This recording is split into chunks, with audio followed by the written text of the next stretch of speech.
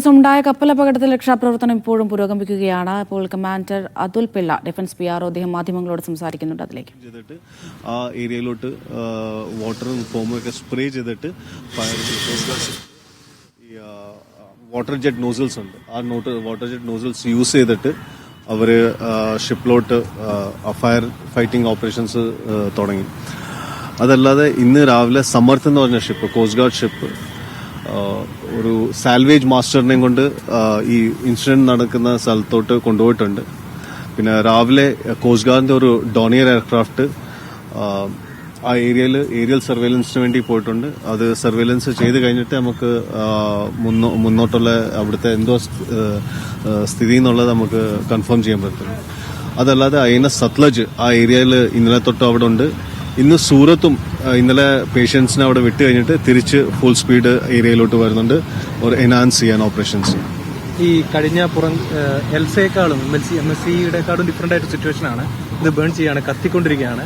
നിലവിൽ അപകടകരമായിട്ടുള്ള വസ്തുക്കളിൽ കണ്ടെയ്ൻ ചെയ്യുന്നു പറയുന്നത്. ഇത്രമാത്രം ദുഷ്കരമാണ് ഈ ദൌത്യം. എങ്ങനെയാണ് ഇത് പൂർത്തിയാക്കാനാവുക? എൽസയിൽ നിങ്ങൾ കണ്ടാണ് ഷിപ്പ് സ്റ്റേബിൾ അല്ലായിരുന്നു. ഷിപ്പ് ഒരു ചരിഞ്ഞ ഇതിലായിരുന്നു, അൺസ്റ്റേബിൾ കണ്ടീഷനിലായിരുന്നു. ഇന്നിപ്പം ഷിപ്പ് സ്റ്റേബിളാണ്. ഷിപ്പിന് ഒരു ടിൽറ്റോ ഇൻക്ലിനേഷനോ ഒന്നും ഇല്ലായിരുന്നു ആസ് ഓൺ രാവിലെ വരെ എനിക്ക് കിട്ടിയ ഇൻപുട്ട് വെച്ചിട്ട്. പക്ഷെ ഫയർ കൺട്രോളും അല്ല, ഫയർ കണ്ടിന്യൂ ചെയ്തുകൊണ്ടിരിക്കുക. ഫയറിനെ കൺട്രോൾ ചെയ്യാനുള്ള ഇതാണ് ഇപ്പം നോക്കുന്നത്. അപ്പോൾ ഷിപ്പ് ഒരു സ്റ്റേബിൾ കണ്ടീഷനിലാണ് ഇപ്പോൾ ആസ് ഓഫ് നോ. 4 പേര് മിസ്സിംഗ് ആണല്ലോ സർ, അവരുടെ ഒരു അപ്ഡേറ്റ് എന്താണ്? നിങ്ങൾക്ക് അറിയുന്ന പോലെ ഇന്നലെ ഈ 2 ഷിപ്പ് ഫയർ ഫൈറ്റിംഗ് ഉള്ളപ്പോൾ ബാക്കിയുള്ള ഷിപ്സ് എല്ലാം അതിനെ സെർച്ച് ഓപ്പറേഷൻസ് നടന്നുകൊണ്ടിരിക്കുക. അവരെ മിസ്സിംഗ് ആയിട്ടുള്ള 4 പേരെ അവരെ സെർച്ച് നടന്നുകൊണ്ടിരിക്കുക. ഇപ്പം നിലവിലെ ഷിപ്പ് സ്റ്റേബിൾ ആണെന്ന് പറയുമ്പോൾ അതിന്റെ ഒരു ഫയർ അത് എങ്ങനെ എത്രത്തോളം നമുക്കത് ഫയർ കണ്ടിന്യൂ, ഞാൻ പറഞ്ഞല്ലോ ഫയർ കൺട്രോൾ ആയിട്ടില്ല. ഫയറിനെ കൺട്രോൾ ചെയ്യാൻ വേണ്ടിയുള്ള പ്രൊസീജിയേഴ്സ് നടന്നുകൊണ്ടിരിക്കുകയാണ്. അതിന് ഇപ്പോൾ ഒരു ഫയറിനെ നമുക്കിപ്പോൾ സ്റ്റോപ്പ് ചെയ്യണമെങ്കിൽ നമുക്ക് ഐദർ അവരുടെ ബേണിംഗ് മെറ്റീരിയൽസ് എടുത്ത് മാറ്റണം, അതല്ലെങ്കിൽ നമ്മൾ അതിന്റെ ഓക്സിജൻ കട്ട് ചെയ്യണം. ഈ രണ്ടും അവിടെ സംഭവിക്കത്തില്ല, ബിക്കോസ് അത്രയും സാധനങ്ങളുണ്ട്.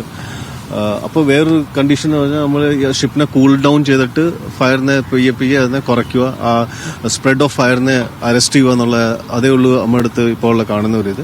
അതിനുവേണ്ടി കോസ്റ്റ് ഗാർഡ് ഷിപ്പിൽ ഈ water jet, high pressure water jet ഉണ്ട്. അവർ ഇത്ര ഡിസ്റ്റൻസ് മെയിൻറ്റെയിൻ ചെയ്തിട്ട് ആ ഏരിയയിലോട്ട് വാട്ടറും ഫോമും ഒക്കെ സ്പ്രേ ചെയ്തിട്ട് ഫയറിനെ കൺട്രോൾ ചെയ്യാനുള്ള ഇത് പ്രൊസീജിയറായിട്ട് പോകും. ഏത് കൊച്ചി പോർട്ടിലേക്ക് തന്നെ എങ്ങനെയാണ് ഈ കപ്പൽ അടുത്ത ഘട്ടത്തിൽ തീ അടച്ചു കഴിഞ്ഞാൽ എങ്ങോട്ട് എത്തിക്കും? അങ്ങനെയുള്ള തുടർ നടപടികൾ എന്തായിരിക്കും? ഓൾറെഡി കമ്പനി ഒരു സാൽവേജ് മാസ്റ്ററിനെ അപ്പോയിന്റ് ചെയ്തു. ഇനി അത് കഴിഞ്ഞിട്ട് ഇനിയും ആദ്യം ഫയർ കൺട്രോൾ ആയി കഴിഞ്ഞാൽ പിന്നെ അവർ സാൽവേജ് മാസ്റ്ററും കമ്പനി ഡിസൈഡ് ചെയ്യും എങ്ങോട്ടാ കൊണ്ടുപോകേണ്ടതെന്നുള്ളത്. അത് ടോ ചെയ്തിട്ട് അവർ തന്നെ ടോയിങ് ചെയ്തില്ല. അതിൽ നമുക്ക് അന്ന് പ്രൊഫഷണൽ ഗൈഡൻസോ അല്ലെങ്കിൽ എന്തെങ്കിലും ചോദിക്കുകയാണെങ്കിൽ നേവി, കോസ്റ്റ് ഗാർഡ് കൊടുക്കും. അതല്ല അതിൽ ഇൻവോൾവ്മെന്റ് സാൽവേജ് മാസ്റ്ററിന്റെയും കമ്പനിയുടെ. ഫൈൻഡിങ്സ് എന്താണ് തീപിടുത്തത്തിന്റെ കാരണം? അങ്ങനെ എന്തെങ്കിലും സൂചന നമുക്ക് ഇപ്പോൾ പറയാൻ പറ്റുന്നുണ്ടോ? ഇല്ല, ആസ് ഓഫ് നോ 2 ഒബ്ജക്റ്റീവ്സേ ഉള്ളൂ. മാൻ പവർ, ക്രൂവിനെ രക്ഷപ്പെടുത്തുക, രണ്ടാമത്തത് ഫയറിനെ കൺട്രോൾ ചെയ്യുക.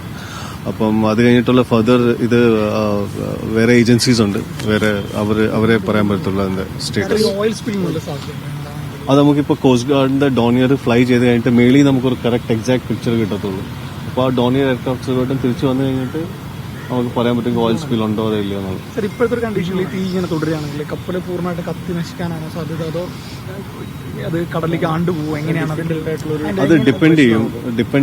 ഇപ്പം ഇന്നലെ നമുക്ക് ആ ഷിപ്പിന്റെ അടുത്തോട്ട് പോലും പോകാൻ പറ്റിയില്ല. പക്ഷെ രാത്രിയായപ്പം ആ കോസ്റ്റ് ഗാർഡിലെ കമാൻഡിങ് ഓഫീസേഴ്സും ക്രൂവും പിന്നെ എല്ലാ ഷിപ്പില് അവരൊരു കാൽക്കുലേറ്റഡ് റിസ്ക് എടുത്തിട്ട് അവിടെ പോകുന്നത്. അപ്പോൾ അവർ അച്ചീവ് ചെയ്തു. അവരതിന്റെ അടുത്തെത്തി അറ്റ്ലീസ്റ്റ് വെള്ളം സ്പ്രേ ചെയ്യാൻ പറ്റുന്നുണ്ട് അവർക്ക്. അവർ കണ്ടിന്യൂസ്ലി ഫുൾ നൈറ്റ് ആ ഓപ്പറേഷൻസ് ചെയ്തു. സോ വി ഹാവ് ടു പോസിറ്റീവായിട്ട് തോട്ട് പ്രോസസ് ആയിട്ട് ആ ഒരു പോസിറ്റീവ് ആറ്റിറ്റ്യൂഡ് ഉണ്ട് ആ ക്രൂവിനും.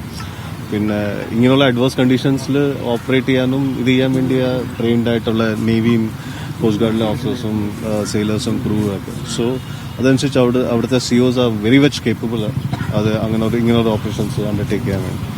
കണ്ടെയ്നറിന്റെ പൊസിഷൻ എങ്ങനെയാണ്? അതായത് കപ്പലിൽ തന്നെയാണോ അതോ കടലിലേക്ക് സർഫസിലൊക്കെ കണ്ടെയ്നേഴ്സ് ഇങ്ങനെ ഫ്ലോട്ട് ചെയ്യുന്ന സിറ്റുവേഷൻ ഉണ്ട്? അതായിരുന്നു റിസ്ക് ഞങ്ങൾക്ക്. ആ ഷിപ്പിലോട്ട് എടുക്കാനോ അല്ലെങ്കിൽ ക്രൂവിനെ രക്ഷപ്പെടുത്താൻ സമയത്ത് ഈ ഷിപ്പ് മുമ്പോട്ട് പോകുന്ന സമയത്ത് കണ്ടെയ്നേഴ്സ് ഒക്കെ ഫ്ലോട്ട് ചെയ്തുകൊണ്ടിരിക്കുക. ഈ കണ്ടെയ്നേഴ്സ് സ്റ്റീൽ അയൺ കണ്ടെയ്നേഴ്സാണ്. അപ്പോൾ ഇങ്ങനെയുള്ള ഈ കണ്ടെയ്നേഴ്സ് ഷിപ്പിന്റെ പ്രൊപ്പല്ലറിൽ ഈ ഷിപ്പിനും ഈ പോകുന്ന ഷിപ്പിനും അതൊരു നല്ല സ്റ്റേറ്റ് അല്ല, ഡേഞ്ചറസ് സിറ്റുവേഷൻ. സോ പക്ഷേ ഒരു കാൽക്കുലേറ്റഡ് റിസ്ക് എടുത്തിട്ട് അവർ കോംപ്ലക്സ് മാനുവറുകൾ ചെയ്ത് കഴിഞ്ഞിട്ട് അവിടെ എത്തിയിട്ട് ചെയ്യുന്ന it's a great thing which ships. സമുദ്രപ്രഹരിയൊക്കെ ലൊക്കേഷനിൽ തന്നെ ഉണ്ടല്ലോ അല്ലേ? അതെ അതിപ്പം ഈ ഫസ്റ്റത്തെ ഓപ്പറേഷൻ കഴിഞ്ഞാൽ പിന്നെ നമുക്ക് ഈ പൊല്യൂഷൻ റെസ്പോൺസിന്റെ കാര്യത്തിലൊക്കെ ആദ്യം ഫയറിനെ കണ്ടെയ്ൻ ചെയ്യുക. ഫയറിനെ എങ്ങനെയെങ്കിലും കണ്ടെയ്ൻ ചെയ്ത് കഴിഞ്ഞാൽ അറ്റ്ലീസ്റ്റ് ബാക്കിയുള്ള കാര്യങ്ങളൊക്കെ പിന്നെ കൺട്രോളബിൾ ആവും, നമുക്ക് ചെയ്യാൻ പറ്റും. ഷിപ്പ് ഞാൻ പറഞ്ഞ ഷിപ്പ് ഒരു advantage ship as of now stable ആയിരുന്നു. ഇന്നലെ ലാസ്റ്റ് റിപ്പോർട്ട് കിട്ടിയത് ഇപ്പോഴത്തെ എനിക്ക് ലൈവ് ഇല്ല. ഇപ്പോൾ ഷിപ്സ് എയർക്രാഫ്റ്റ്സ് തിരിച്ചു വരുമ്പോഴേ എനിക്ക് അന്ന് അപ്ഡേറ്റ്സ് കിട്ടത്തുള്ളൂ. ഇപ്പോൾ കണ്ടീഷൻ എങ്ങനെയാണ്. ചെറിയ ഫ്ലോട്ട് ചെയ്യുന്ന കണ്ടെയ്നറുകൾ ഫയർ ചെയ്യുന്ന സാഹചര്യം അങ്ങനെ അതും ഈ ബ്ലാസ്റ്റിനുള്ള ചാൻസസ് ഉണ്ട്. സോ അതല്ലേ പറഞ്ഞത്, കാൽക്കുലേറ്റഡ് റിസ്ക് എടുത്തിട്ട് ആ ക്രൂവിലെ ഷിപ്പിലെ CEO കമാൻഡിംഗ് ഓഫീസറും ഈ എല്ലാവരും ആ ഒരു പ്ലാൻ ചെയ്തിട്ട് അവരൊരു ജോയിന്റ് ഓപ്പറേഷൻസാണ് ചെയ്യുന്നത്. സോ അതിനുള്ള റിസ്കുകളുണ്ട്.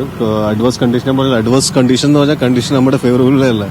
പക്ഷേ we are train for working in this. അത് ഒരു പക്ഷേ തീരത്തടിയാനുള്ള സാധ്യത കൂടിയില്ല. അപ്പൊ അത് ഡിപ്പെൻഡ് ചെയ്യും. നമ്മുടെ ഒരു കാര്യം ഒരു വെള്ളത്തിൽ വീണ്ടും ഫ്ലോട്ട് ചെയ്താൽ അത് ഏത് ഡയറക്ഷനിലോട്ടാണ് പോകുന്നത് ഡിപ്പെൻഡ് ചെയ്യുന്ന വിൻഡ് കറന്റിലൊക്കെ. അപ്പോൾ ഇപ്പോൾ കറണ്ട് കൂടുതലാണെങ്കിൽ അത് നമുക്ക് പറയാൻ പറ്റില്ല. എനിക്ക് ചിലപ്പം ചില കണ്ടെയ്നേഴ്സ് വെള്ളത്തിനടിയിൽ തന്നെ പോകും ബിക്കോസ് ഓഫ് വെയിറ്റ് കാരണം. ഇതിപ്പോൾ പകുതി കണ്ടെയ്നേഴ്സ് ഒക്കെ ആണെങ്കിൽ അത് ബോയിൻസി കണ്ട് ചിലപ്പോൾ അത് ഫ്ലോട്ട് ചെയ്ത് കരയിൽ വരും. അപ്പോൾ അത് നമുക്ക് ക്വാണ്ടിഫൈ ചെയ്യാൻ പറ്റില്ല എത്ര. ബിക്കോസ് ആ സമയത്ത് കറണ്ട് ആ സൈഡിലോട്ടായിരുന്നു. മോൺസൂണിന്റെ ജനറലി കറണ്ട് ലോ ആ സൈഡിലോട്ടാണ്.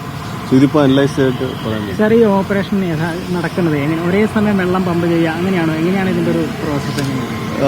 ഈ കോസ്റ്റ് ഗാർഡ് ഷിപ്സിലൊക്കെ ഈ വാട്ടർ ജെറ്റ് ഫയർ ഫൈറ്റിങ്ങിന് വേണ്ടിയുള്ള എക്യുപ്മെന്റ്സ് അവരുടെ അടുത്തുണ്ട്. അവർ ഇത്ര ഒരു ഡിസ്റ്റൻസ് മെയിൻറ്റെയിൻ ചെയ്തിട്ട് ഹൈ പ്രഷർ വെള്ളം അതിലോട്ട് അടിക്കാനുള്ള പമ്പ്സ് അവരുടെ അടുത്തുണ്ട്. അപ്പോൾ അത് വെച്ച് അവർ അത് കൂൾ ഡൗൺ ചെയ്യുന്നു. ഇപ്പോഴും അത് കൺട്രോൾഡ് ആയിട്ടില്ല അല്ലെ? ഇപ്പോഴും ഇല്ലില്ല, കൺട്രോൾ ആയിട്ടില്ല. കണ്ടിന്യൂ. പക്ഷേ ship stable as of now. ഈ 4 പേര് ഷിപ്പിനകത്ത് തന്നെയാണോ അതോ പുറത്ത് ചാടി അങ്ങനെ എന്തെങ്കിലും വിവരങ്ങൾ? അതിന് നമുക്ക് കൺഫർമേഷൻ കിട്ടിയിട്ടില്ല. As of no missing. അപ്പോൾ മിസ്സിംഗ് എന്നുള്ള സെർച്ച് നടന്നുകൊണ്ടിരിക്കുക. ഇപ്പോൾ ഷിപ്പിനകത്ത് ആർക്കും പോകാൻ പറ്റിയിട്ടില്ല. ബിക്കോസ് ഈ ഷിപ്പ് കത്തുന്ന കണ്ട് ഷിപ്പ് മൊത്തം ഭയങ്കര മോൾട്ടൺ സ്റ്റേറ്റിൽ ചൂടായിരിക്കും. അവിടെ ആർക്കും നിൽക്കാൻ പോലും പറ്റത്തില്ല. അപ്പോൾ ആദ്യം ഷിപ്പിനെ തണുപ്പിച്ച് പെയ്യെ അതൊരു കോസ്റ്റ് ഗാർഡിന്റെ 5 ഷിപ്പും നേവിയുടെ ഒരു ഷിപ്പും അങ്ങനെയാണോ അവിടെ? കോസ്റ്റ് ഗാർഡിന്റെ ഡിഫൻസ് PRO അതുൽപിള്ള മാധ്യമങ്ങളോട് സംസാരിക്കുകയായിരുന്നു. കപ്പലിലെ തീ ഇപ്പോഴും നിയന്ത്രണ വിധേയമായിട്ടില്ല. അത് തീ അണയ്ക്കുക എന്നുള്ളത് അതീവ ദുഷ്കരം തന്നെയാണ് എന്ന് തന്നെയാണ് അദ്ദേഹം പറയുന്നത്. എന്നാൽ ശ്രമങ്ങൾ ഇപ്പോഴും തുടരുകയാണ്.